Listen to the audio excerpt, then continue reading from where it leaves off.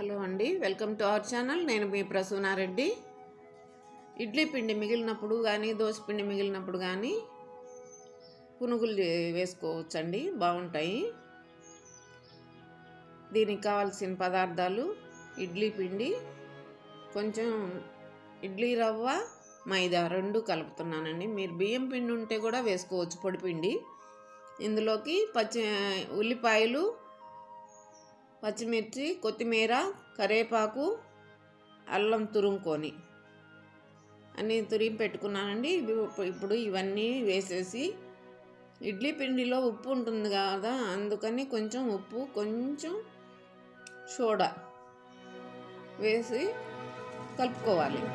ఇప్పుడు స్టవ్ వెలిగించుకొని ఆయిల్ పెట్టుకున్నాము. ఆయిల్ వేడే వరకు ఇవి కలుపుకున్నాం.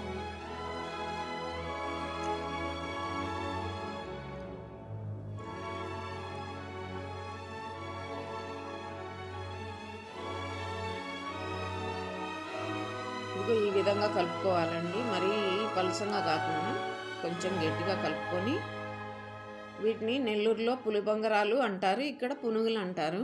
కానీ ఇక్కడ పునుగుల్లో కొంచెం ఉల్లిపాయలు అవి వేయరు. ఇలా వేసుకొని చేసుకుంటే చాలా టేస్ట్గా ఉంటాయండి.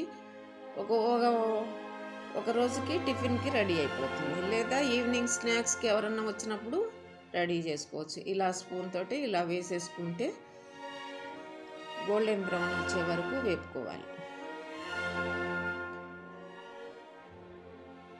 అంతే, ఎంతో టేస్టీగా ఉండే పునుగులు రెడీ, పులిబొంగరాలు రెడీ.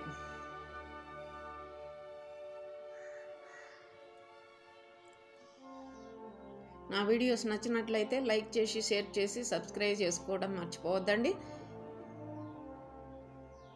చూస్తున్నందుకు థ్యాంక్స్.